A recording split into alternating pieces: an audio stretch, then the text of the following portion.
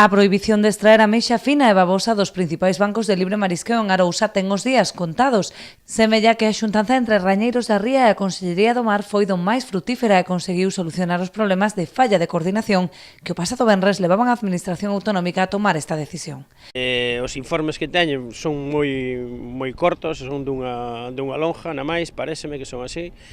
Tamén dos meses de setiembre e outubro de principio da campaña do ano pasado. É dicir, a bióloga da Delegación de Coruña tiña poucos datos e poucos informes, en base a eso decidiron cerrar a babosa e a ameixa fina para os bancos de boído, cabío e os lombos. Chegamos a acordos de tema de datos e cousas deso que estábamos pasando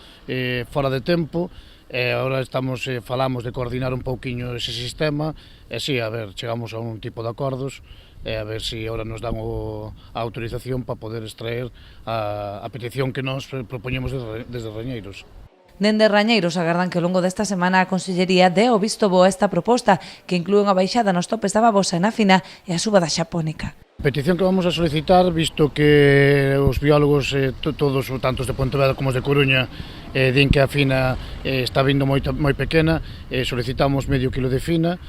polo menos para a pouco que se colle que se poida vender, que non se venda por atrás, aumentamos a japónica a 7 kilos, e a babosa baixamos 1 kilo tamén, porque os biólogos tamén recomendan baixala porque está vindo moita pequena dos lombos do Ulla. Mentres tanto, insisten nas importantes perdas que esta situación está a provocar ao sector ou que, sen poder capturar estas especies, non lles compensa se quera sair ao mar. Ir ao mar a coller ameixa sapónica